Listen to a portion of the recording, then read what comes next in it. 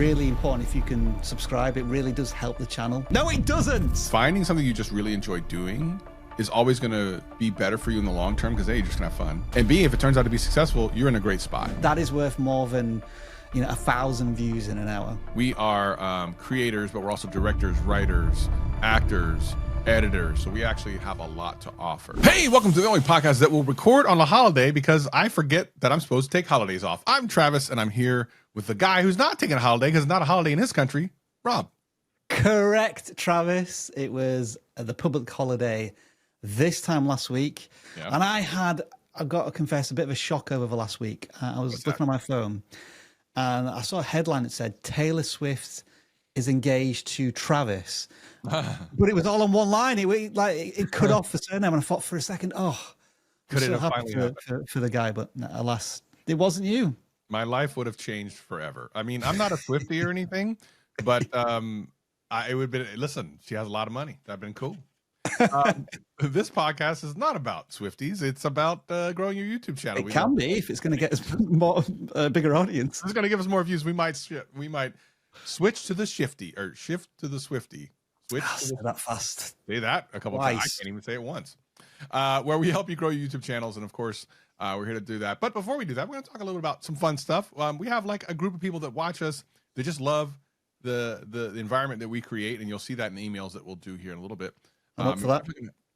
Well, that's the hope, because today some of the things we're going to go over are ChatGPT a little bit, helping people with their channel. We're also going to answer a question about shorts channels and not getting as many views as your quote competitors. We're going to talk about thumbnails. We got a couple of things we're going to answer here on today's podcast. But before all that, right as before we were coming on, I was asking Rob what he did this weekend. You said that you were playing your Switch 2, which you're enjoying. Yes. I think it's been a good purchase. It's been a combination of playing games that I had before on the Switch 1, which is Hollow Knight and Mario Odyssey, both amazing games. And now I've got to experience what I think is the AAA killer game you must buy a Switch 2 because of this game. It's not Mario Kart. It is Donkey Kong Bonanza. Anybody who has played this game will agree with me. Really? And I will say to them, banana. Because that's all I've been doing for the last 3 weeks, collecting bananas. And it is incredible. Outrageous cost of games, Nintendo. I'm still hate them for that. But yeah, when they make a good game, they just suck you in, Travis. Saturday, speaking of video games, I went to PAX West, which is here in Seattle. Actually, as we're recording, the last day is today. Which is a bunch of video games. It's a convention in Seattle where a bunch of video game companies come in, and I got to see a whole bunch of cool things. A big thing for Switch 2 there with a bunch of games and stuff. So I've been surrounded by video games all weekend. The funny thing is like I have this video game backlog, which I think most people do, and I decided to buy a game I've already beaten many years ago, and I'm obsessed with it again. Borderlands 3. I can't stop playing it. So my backlog of games I've never played, sitting there. Game I beat 8 years ago. I rebought it and I'm playing the heck out of it, having a great old time. I remember with Borderlands 3 that around about 8 hours into the game, because you get everything's fully customizable, right? Like every weapon you get, you either sell it or like that's the one that replaces. I think I got an overpowered weapon very early on, and I think it lasted me the entire game pretty much, like tens of hours of it. And I say it was cool, but I don't know if it spoiled the experience. We were talking about this on the live stream as well, and this is maybe a question to all of you. How many games have you got in your catalog that you haven't played yet? Because I asked this question to Dan, and it appears to be that anybody who has a Steam account has hundreds of games they've bought when they've been heavily discounted and never actually played them. And he was in the hundreds. Yeah, it's funny you say that because I have a video that it's already scripted out that I want to shoot about gaming backlogs. So I talk about the psychology behind it. I think it's much like people with movies and stuff. They buy movies. They don't necessarily get around to watching all of them. I can give you my gaming backlog right now because I've gone away from having like the PSN network and Xbox Game Pass. So like I'm limited to my choices. I bought a few physical games. So what I've got to do is finish off Donkey Kong Bonanza, obviously. Good luck. Then I've got 3D Mario World. Okay. Legend of Zelda: Echo of Wisdoms, which is like a puzzle game. Interesting. Stray. Okay. So even though I have a dislike for cats, because cats are stupid, I'm going to give it a try. Cyberpunk. Cyberpunk, I which is did great. not get on with Witcher 3, but I've decided I'm going to try Cyberpunk anyway. Cyberpunk's great. And there's one more game on the Switch, but I can't remember what it is right now. Oh, Mario RPG. Oh. So, there's like 6 games there, Travis. I would assume that would take me through to Christmas. Easy. Yeah. Easy, because you're not just sitting there only playing games and that's it. Yes, Sam. Even during this podcast. Okay, sorry. So let's get back into banana. We need a sound effect that says banana. We need that. Let's get into some of your questions. Of course, if you want to, you can write us at theboost@vidiq.com. Also, if you're listening to audio podcasts, there's a link there for text. But today we're doing emails and one kind of special message, which we'll get to a little bit later on.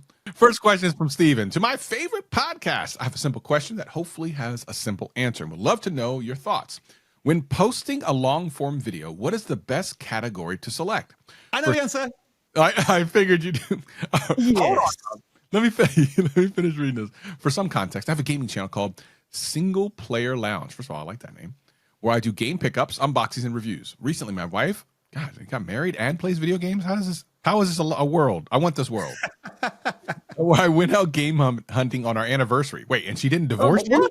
What is going on? So well played. This guy's beat the final boss and everything. No kidding. Do not let her go. So most of the video is around what we find and pick up, but there's a little bit of what also we do as well, which makes it feel like a vlog. Yeah. Would it be better to leave it as the gaming category of people vlog, and how would changing affect the right audience? Thanks for all you do. Keep us motivated. Okay. I think this goes into that YouTube frequently will label things, and either they used to mean something, or they're just trying to make it clear and they've actually made it more muddy. They seem to do this a lot. So if you load up the YouTube homepage or you tap on the YouTube app, you'll see these little chips at the top of the feed that are more granular than YouTube categories. And so I think that proves that YouTube is being more selective with how they define content other than those categories. There's also a new tool that's come out called the hype feature, where you would, and these hype, and how it works is that you hype videos and then they're ranked on different leaderboards. And these leaderboards are divided by categories. None of those categories in those leaderboards relate to the categories that you set on your video. I think at this point, it's safe to say that the categories drop down in the YouTube studio is about as useful as video tags, in that maybe they do something, maybe they don't, but it probably has a 0.1% impact on the video, in my opinion. There used to be, and I'm looking for it. There used to be a help page about this, and they were very clear that it didn't do anything. They actually said that it was more helpful for like ads and stuff. Advertisers, yeah, that's the legacy understanding of it I have. But the question now is like, does it even do that now? Because a lot of these things change over time. Like they'll make these changes to the way YouTube works, and then the old stuff doesn't work the way. And here, as a software company, vidIQ, like that happens all the time. We got stuff that doesn't work the way it was supposed to at the beginning. And I do remember specifically reading that help page a long time ago where it was like, this is just for that. It doesn't have anything to do with where your video will show up.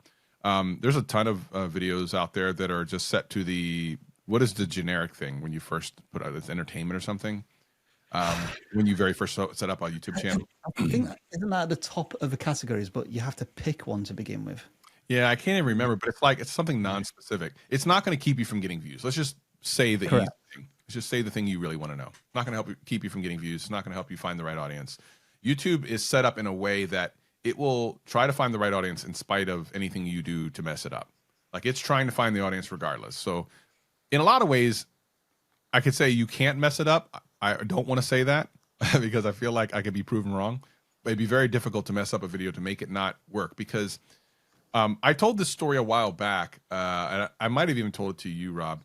But years ago, when KSI had a boxing match, and he was streaming it, There were people restreaming it on YouTube, and they kept getting taken down in real time. Yeah. What I thought was interesting is at one point, it was a cat and mouse game. The uploaders and restreamers of this live stream were naming it things that had nothing to do with KSI. Okay. As a human, you kind of wink, wink, nudge, nudge, right? And thumbnails that had nothing to do with the fight, but they would continue to get served, and people kept finding them. And that's even more of an interesting thing than what this category thing is, because you're putting videos out there that say they're not anything to do with it, but YouTube's algorithm knows what it is and still serves it. So even in spite of all of those things, it still found the right audience. So yeah. If I was to give like a final answer on this, if your category is usually gaming, if you leave it there, I think you're perfectly fine. If you decide to put it on people and vlogs or whatever you're thinking of changing it to, you're not wrong. You should be fine. And what I think is cool is that this creator is exploring more things and kind of expanding the I guess the law of their channel, in that they're doing something with their wife. Do they usually do that on a channel? If not, that's cool to introduce someone else to your community. And the fact that you're having these kind of storytelling moments in the video, which I think is cool, because it sounds like you're not going to package the video in a way of, you're not packaging it as a vlog, but it's going to have vlog elements in it. So you're testing new storytelling techniques within your videos. And I commend you for doing that. And I hope it performs well. I would also say that if your wife is up for it, I would actually make her more a part of the channel, if that's something that you'd be okay with, because it makes it more interesting. It's not just the normal gamer thing you see everywhere. A husband-wife gaming channel is a lot more rare. You'll have a lot less competition, and it might be more interesting. Furthermore, like what Rob said, I like that you're trying to do other things, and it's smart from a longevity standpoint, because rather than getting people to come in and be interested in just the game you're playing, they're getting interested in you, which is the only way you're going to be able to jump from game to game and still have any type of audience. So people come for you and not the game. Hopefully that helps. All right. So that's first one down. Ken, the boost at vidIQ.com. If you want to send us an email, you can do that there, and we will try to answer it. And this next one comes from Brendan. Hey, guys. Hope all is well with all of you. I'm relatively a new subscriber, but I've been watching your videos like crazy. I've already picked up a couple of really solid tips. I repurposed an old YouTube channel that I was using to watch daily content into a shorts channel. First of all, I think most of us have done that. I repurposed my channel from just a watching channel. My first upload was August 7th, and it performed well, hitting the shorts feed and getting over 1,000 views. We can always talk about what that actually means, because, of course, views now versus views a year ago, two different things, but okay. Yeah. It has good impression rate and good retention as well, but it just kind of died. No more impressions and no more views. The next 7 uploads have garnered under 25 views and minimal impressions, no shorts feed. Looking at other channels in my niche, I believe that my content is much more appealing and stands out. Some people have posted 4 times and have had 2 800 videos and 2 duds, where it feels like I've hatched 7 duds now. Also, I know that my videos are gradually getting better in terms of editing, stickers, titles, and descriptions. I went through ChatGPT meta checklist, and there's no issues. ChatGPT said that after 10 uploads, I should get more impressions, but I need to stay consistent. Is this permanent? Why do some questions break out of the face sooner? Do you have any tips? So this, and while this is specific to shorts, really, to be honest, this could be talked about for long form, because it's all about getting an audience and then being, like, we don't know anything about your specific channel. We don't know whether or not, of course, everyone feels like they're getting better as they do more content. We'll take your word for it. We don't know that to be true, but we'll take your word for it.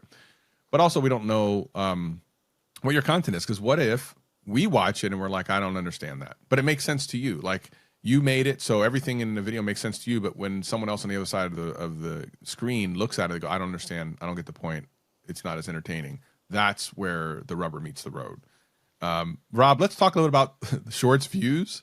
And since this is a newer creator, they may not know this, that the shorts view numbers changed in the last year or so, right? When was it, like last year? When was that? Or this year? 6 months ago. It was like March time. They went from you having to watch a short for a certain period of time, depending on how long the short was. For example, let's say the short was 30 seconds. You might have to watch that short for actually 5 or 6 seconds for it to count as a view. Now that's not relevant. Like, you can just, it's not very good for an audio podcast, is it? There you go. Just swiping through shots as fast as you can, they count as a view. So does that actually mean it's a view these days? Could be argued. The value of an engaged view versus a view look in your analytics for that to see how many views you're actually getting. And just to be honest, 1,000 views on a single short is still a teeny tiny sample size of data for YouTube to work with. It is curious that you had one short that did well and then the rest have been duds. It goes back to your question, Travis, of like, what's the topic and what's the nature of the content? Because what I have seen, and I'm not saying this is necessarily what you've done, but what I have seen is when people are repurposing content from elsewhere, downloading clips, football highlights, that type of stuff, one video may really take off, but then it may be suppressed. And again, I'm kind of speculating here. It may be suppressed by YouTube's discovery because it's seen and treated as repurposed repetitious content. If that is not the case, like you're fully making it 100% is authentically you, then we have to go into the typical questions of, are the topics related? You think your video is awesome, but the other channels that you're comparing yourself to might have a bit of background and history and have built up a community. It's incomplete information as always, unfortunately. Yeah, I mean, short form versus long form, kind of same thing. And yeah, you will see some videos pop off while others don't. And quite frankly, the fact that you got 1,000 views very early on is actually the opposite. What you should see is what you're seeing now, especially as a new channel.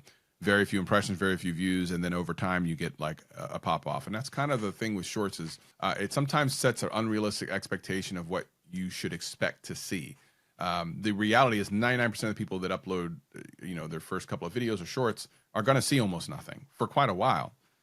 Even this podcast channel itself, I remember we talked about very early on that for the first like almost week, even though we uploaded 2 or 3 videos right off the bat, it had 2 impressions, period. 2 impressions, not views, impressions for a long time. And it just takes a while for it to find the right audience. Now, if it doesn't find the right audience, there might be a reason for that. And it is hard to take yourself out of your own shoes and go, is that video really better than mine? You might be right. Your email might, you said you're very confident that your content is better. You might actually be right. You might actually be right. But they also probably have a larger audience, in which case it's easier for them to find, it's easier for YouTube to find an audience to watch their content versus you who are brand new and just coming out. And it's not to say that these videos won't get views later. We actually have shorts that get views to this very day. They were put out how long ago? Year, 2 years, whatever. Mm-hmm. You said a large portion, I think, Rob, of our shorts get search views, which means they didn't get them right off the bat. They're getting them over time. I was doing. Yeah. So just because you didn't get the views now doesn't mean you won't get them later. And so just keep pressing on and keep continuing to be better every time out. We often encourage creators with long form content to, make 25 videos over a 6-month period without looking at the analytics too much. Like, don't download the YouTube Studio at this point, because if you're refreshing your video 3 hours after it's gone live and it's got 7 views, that can be a bit demoralizing. And I always want to find out first from the creator, do you love YouTube? Do you love waking up in the morning with a new idea and making a video, regardless of how many people watch it? I feel as if get through that stage of, that rite of passage. And if after 6 months you're still saying to yourselves, I guess in your case, maybe after you've made 100 shorts, I still love making shorts. I know they're not performing that well, but I'm getting better with every single one that I make, and I'm learning new techniques and skills, and I feel as if I'm becoming a better storyteller.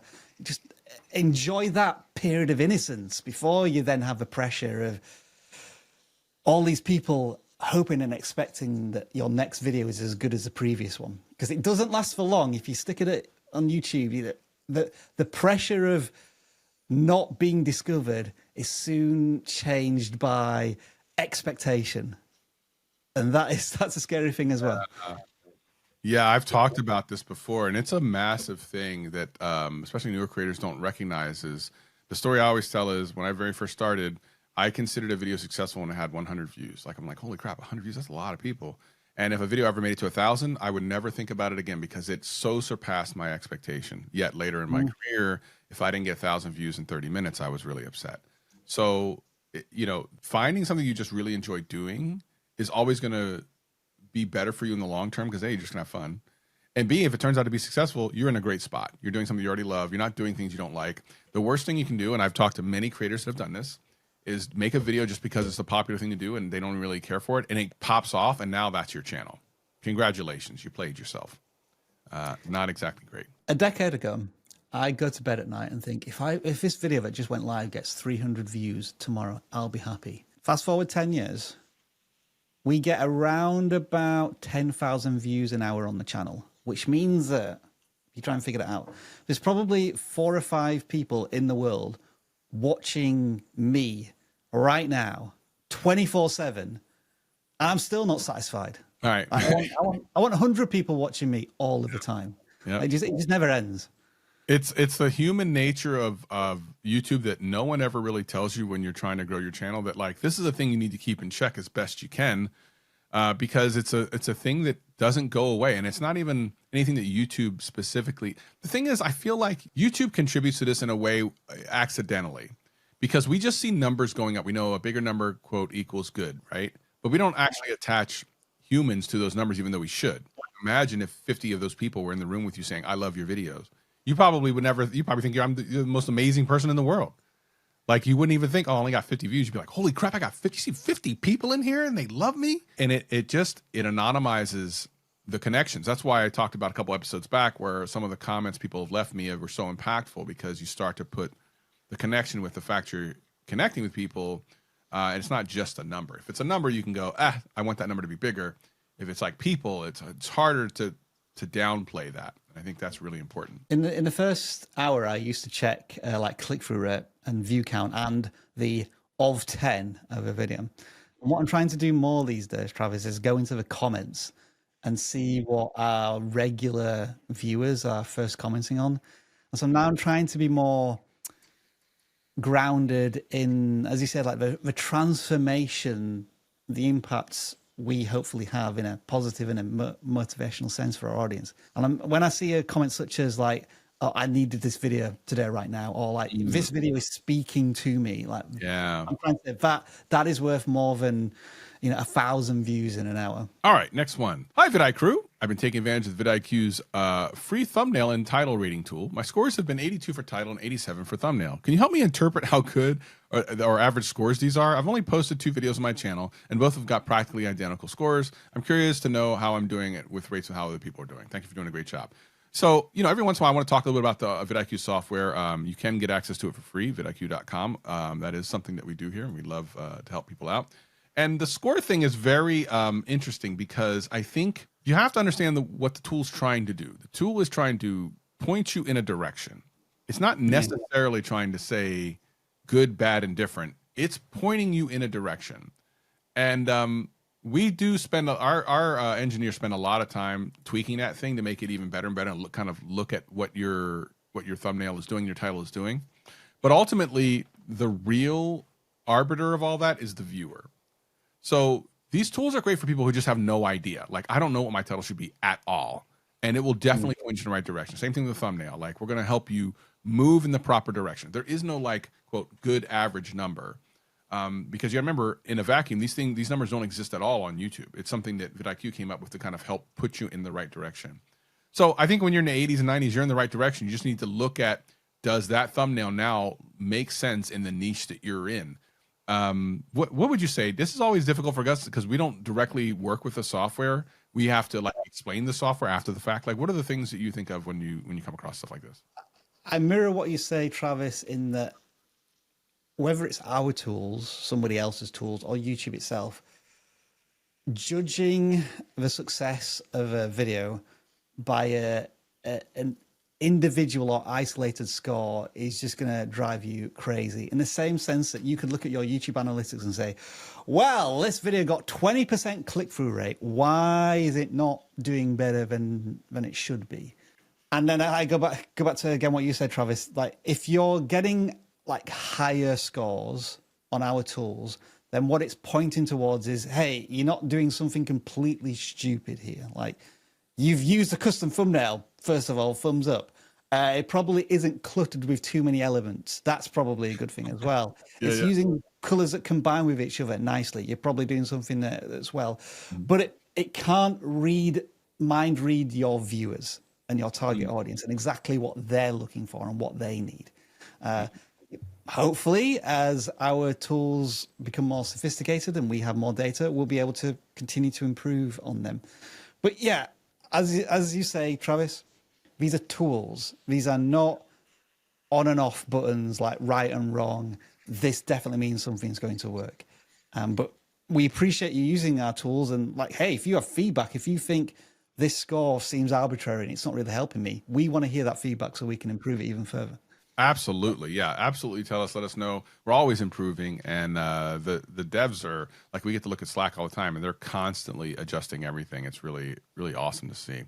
It's funny actually that we created a Slack channel like about 6 months ago, and the developers said, "Hey, creators, if you have any ideas, send them our way." And I replied and said, "You do realize you're opening up the floodgates here?" Yeah. And then within like 24 hours, whoosh! Yeah.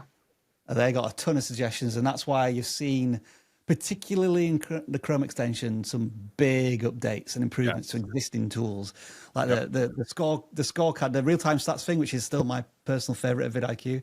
That's had a big upgrade.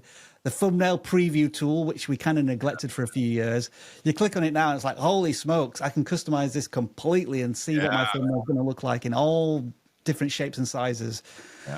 So yeah, if you haven't tried our Chrome extension for a while, browser extension, give that a try because it's looking pretty damn fine these days. There's a link in the description and in the show notes if you've never done that. It's right there. Go ahead and click it, install it. It's really great. One of our last emails is from Angie, new listener. I love the podcast, but I'm sad to say I've binged all of them and now have to wait for weekly uploads. That seems impossible. I don't know. Whoa. That seems going all the way back to the Jeremy Vesta. Do we still have them? Like, yeah, they should all be in the audio podcast. Goodness, I think Angie's talking about the YouTube channel. I can't imagine she's talking about the audio podcast. Okay, fair enough. No way you've listened to all the audio podcasts, but YouTube, okay, maybe. As far as Cadbury Cream Eggs versus candy corn, you're both missing the mark. Sour Patch Watermelon all the way. Have you ever had that? I can feel that. Yeah, Sour Patch treats. Sour Patch, is that something you can get in the UK? Yeah. Okay. Yeah. So the Sour Patch variant of candy, yeah, definitely. So Sour Patch is worldwide. Okay. Did you have Sour Patch cards? Did you have those? No, they're not familiar. Okay. I have a shout out and a question. First, I'm going to give a huge shout out to my former vidIQ coach, Antonio. Antonio was amazing, by the way. Antonio, incredible guy, who I worked with for the first part of 2025. He convinced me to separate my channel to two and niche down on both. Because of this painful but needed change, I was recently approached by two different companies, each asking me to produce some custom videos for them. I'm in education. Nice. That's amazing.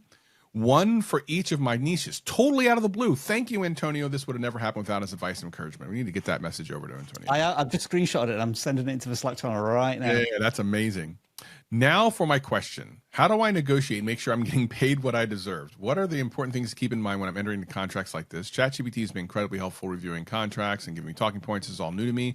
I'm a small but growing creator with 6,400 subs on one channel and 1,000 on my newest. Would love any advice. Angie, if you've watched all the episodes, I have to imagine you watched the one with Justin Moore, which is going to be your North Star for this conversation. I will also talk about my experience, and Rob, you can give me your advice too. But for sure, when it comes to this type of thing, 100% watch the Justin Moore episode. It will be a great place. He's also got a book and some other things. He's an incredible guy that wants people to make more money, wants creators to make more money, and tells you how to kind of do that. Having said that, first of all, congratulations, and it really just proves something that I want to actually I want to do in a future episode about smaller creators doing big things. And this is a person with a channel under 10,000 subscribers is being approached by companies to do things like sponsorship stuff. That's incredible. That also just goes to show the power of what we do. We are creators, but we're also directors, writers, actors, editors. We're all these things that these companies have to pay individual people for, but we're in one package. So we actually have a lot to offer. I would also say that once you figure out where it is you want to be on like the money side of things, which could be an affiliate deal, it could be something simple like that, like, I'll get you this many sales and you give me this back or whatever it is. The rule of thumb is this, and I've told this story before, you probably heard it. If you tell them a number and they say yes right away, you just undershot yourself. You just shot yourself in the foot. I've done this many times. One time I shot up a number and I'm like, there's no way they're going to pay it. And they immediately said yes. And I'm like, go! Because that means I probably could have got double. So that's number one. Like if you put out a number and they immediately accepted it, you shot too low.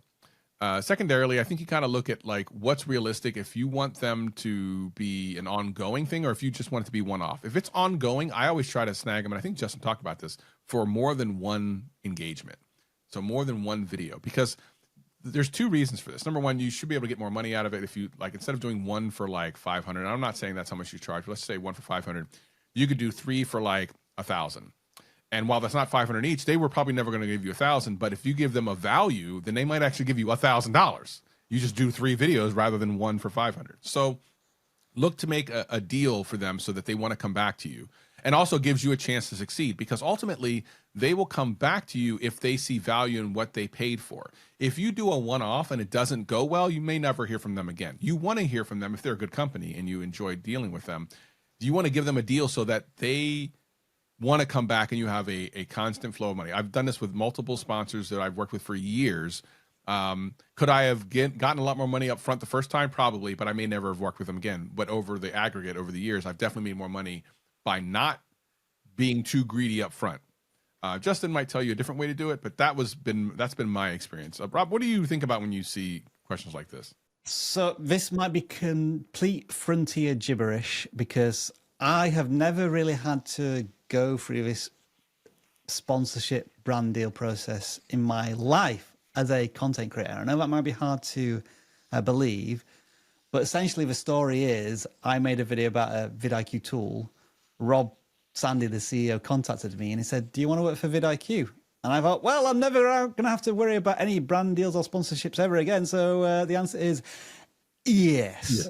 The funny thing is, talking about how you undervalued yourself, Travis, I think this is where the loyalty and the trust came in. I don't know if I've told you this story before, but when we were first negotiating like an hourly rate here at vidIQ, Rob said, like, how much are you going to charge? And like, I had no idea. I've never charged an hourly rate. I don't know what I'm doing here on YouTube. I never thought I'd be able to do anything freelance, creative wise. So let's say $25 an hour.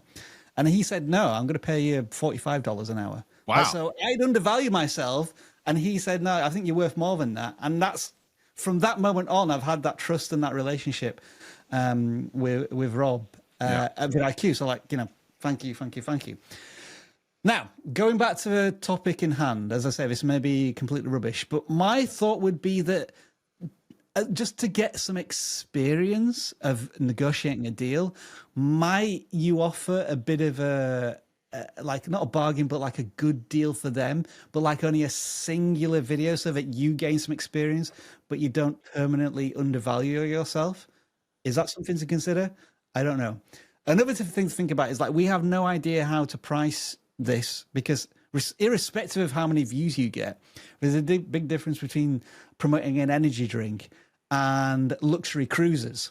Like selling luxury cruises, you should be charging a huge amount from those 1,000 views, because you only need like 20 people to buy the luxury cruise for it to be very valuable to them. And then there's the other thing, like, do you just charge by the video, or do you charge through an affiliate deal, like a recurring income in perpetuity? There's all these little particular things to consider. So those are just my thoughts. I don't know if they're useful or not.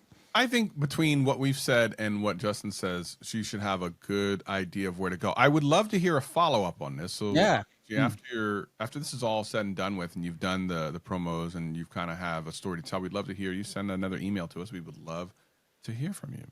It's just awesome to hear that somebody's now turning their skills into a business rather than just a passive income from ad revenue. I mean, that's all well and cool, but now you're being approached.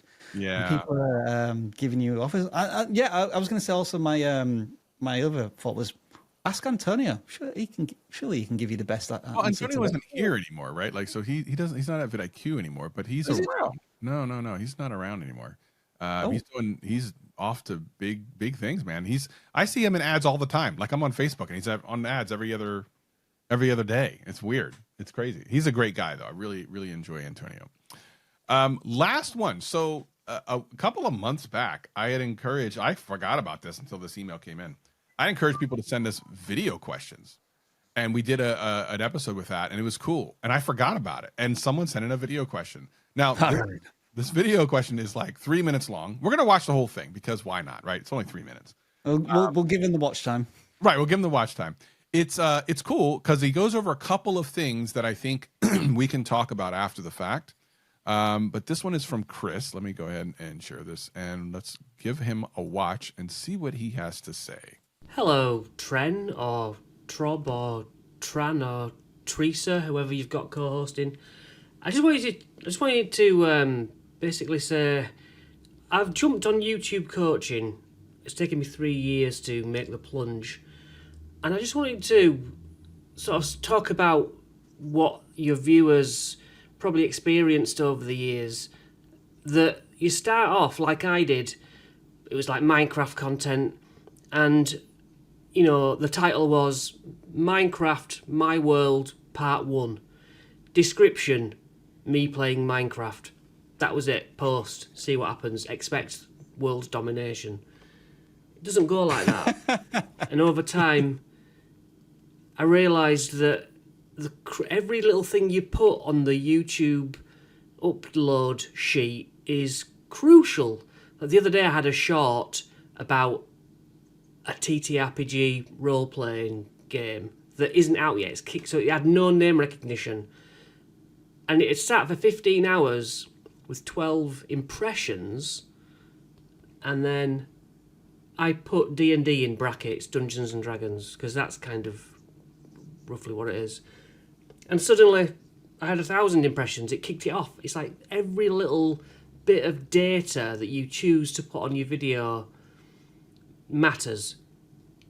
Like you say, the click. Try to get someone to put their finger on the phone to click, and it's all psychology, and it's in one way terribly, terribly hard. There are loads of people you can hear about on other podcasts with 50 titles for one video, 50 thumbnails for one video, and it really can make the difference. It does make the difference, and yet there's a midpoint, isn't there? And I think that's where I am, trying with multiple thumbnails, 3 thumbnails, trying with maybe 1 or 2 titles, and having enough success where I'm happy. I know a dozen of the names who comment regular. I'm making some money every month. And yeah, it's like subscribers don't matter. It doesn't matter that I've got nearly 3,000 subscribers if I'm only getting 200 views. You should be counting by either views or by likes, And it's not really, this isn't really a question. This is just all those things that we listen to your podcasts, we listen to other podcasts, and it just doesn't get acted upon. It's crucial, and you have to keep testing and finding, and you have to enjoy it.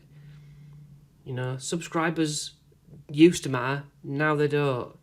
Just like, how would you make a question out of this for your podcast? What would the headline be of your podcast if you had to title this as a video? It's me rambling about YouTube. And then you go, if this was my video and I had to go to YouTube, I'd have to then come up with some cunning title and cunning thumbnail trying to get people to click. It's a game, isn't it? You've got to gamify it. Anyway, I'll see what you do with that. So yeah, all the advice in the world only goes so far. It's what you listen to and act on and learn. So yeah, hey, good luck with it all. Thank you, and I'll see you later. All right, so I think the title should be Rob Wilson from vidIQ's doppelganger rambles on about metadata and if it's important on YouTube. How many people are going to click that? Thank you for that, Chris. He said a lot of things which I think were really critical. First of all, subs don't matter. I love how he said that. Yeah, it was correct about that. Can't disagree there.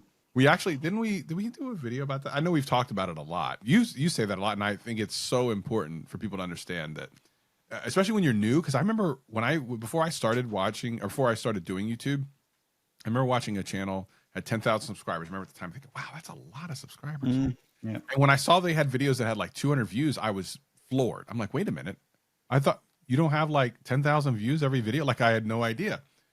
Yeah, no, that's not a thing. That one does not equal the other. So it is very, I love hearing that a creator that's listening to the podcast gets that, because it's so critical. And then also what you said earlier about having fun. You said the same thing. Yeah.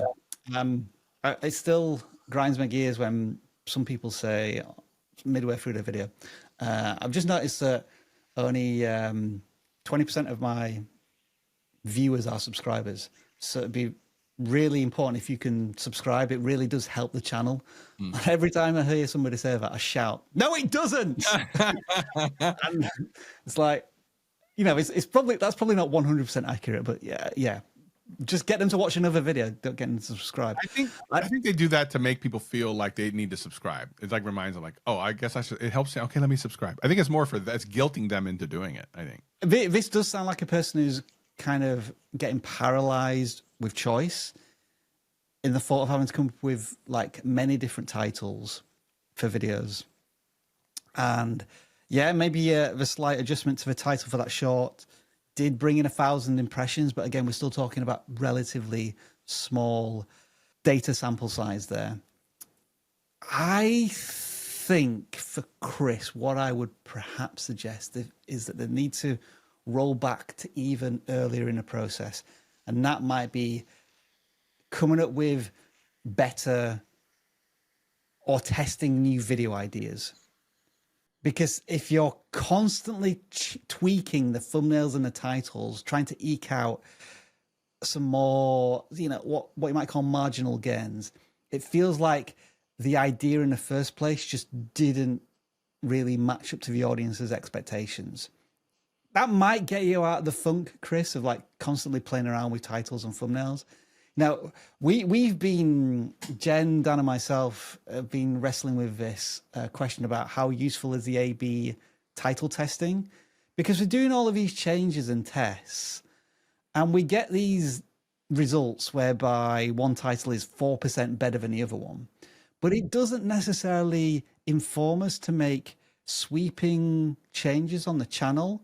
I'm not feeling after 2 years of thumbnail testing and title testing that I definitively know what thumbnails work better than others. I tend to find that if the idea is really good, then yeah, like a slight change to the thumbnail on the title might get you a bit more traction, but it ultimately starts at the very beginning. And if the idea is not good enough, then that's just going to be an anchor or a handicap for the video, regardless of if you're trying to make a really good title, thumbnail, or hook. I rambled a bit there as long as Chris. I do apologize. No, it was good. And I think that, I think what you said, first of all, is very critical. And also the fun part, I just want to harp back on that. He said having fun, and it's something that maybe is the good takeaway from this podcast. You got to be having fun while you're doing it. Otherwise, all of this is for naught. But yeah, I think it's, first of all, thank you for sending us the video, Chris. It's always good to see people. And yeah, now we're curious about those those books in the background. I think that will do for today. Definitely enjoyed having you, Rob. Actually, so when I get off of here, I'm going to go into the kitchen because I got something. So Daryl Eves was on the last episode, and if you haven't watched that episode, please go watch it. It's amazing. He leaves so many great nuggets of information. But the reason I bring that up is because... Yeah, sorry for the downgrade, everyone. I know, right? One of the first things we talked about is because he lives in Utah, and I had just recently visited friends in Utah. And while I was there, my friend made homemade fruit roll-ups, and I never had a homemade fruit roll-up before. Have you had fruit roll-ups before? I don't even know what one is. You don't even know what a fruit roll-up is? They call it fruit leather now. Maybe you've heard that phrase.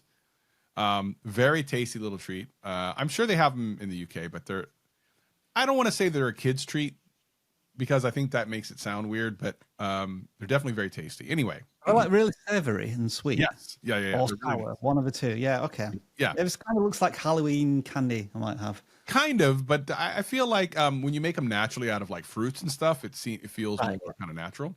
Anyway, when I was talking to him just the other day because I saw him the other day.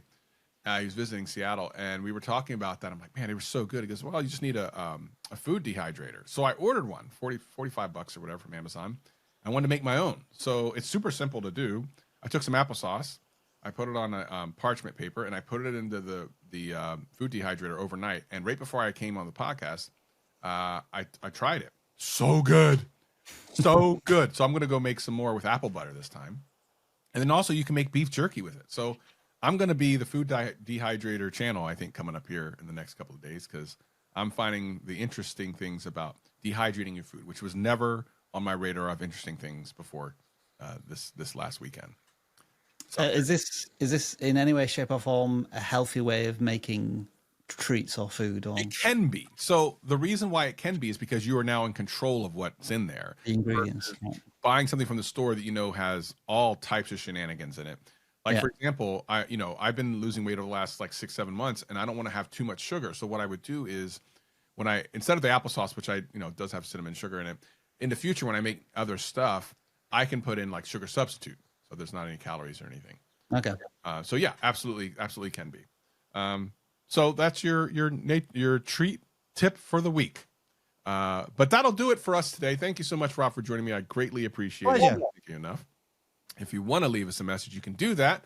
If you want to install the software, there's a link in the description below. And of course, if you want to subscribe to us on YouTube, we would not hate you for that. We would love to see you. Well, I would. Well, apparently. not well, because for whatever reason. Just don't subscribe. Watch another podcast. Oh, yeah. Just watch the Dare Leaves one. you know what? Good point. Don't subscribe. Just go watch the Dare Leaves. And then if you watch that, watch the Justin Moore one. The one that we mentioned earlier. Just watch all. Don't even subscribe. Just watch a bunch and watch how often we show up on your homepage. In fact, we want you to comment on all of the extra podcasts you watch and just type in all caps, I did not subscribe. Oh, wow. There we go. Wow. I will approve all of those comments. I'm sure they'll get caught in the filter because they're all caps. Yeah, probably. You know what? I just realized too, this is the thing. There's a video coming out that Rob and I shot together where at the end I go, hashtag this, hashtag that. And I realize they're all going to get caught in the filter. So I might have to, when that video goes live, I have to go through and, anyway, I just made myself do more work. Anyway, we'll see y'all in the next one.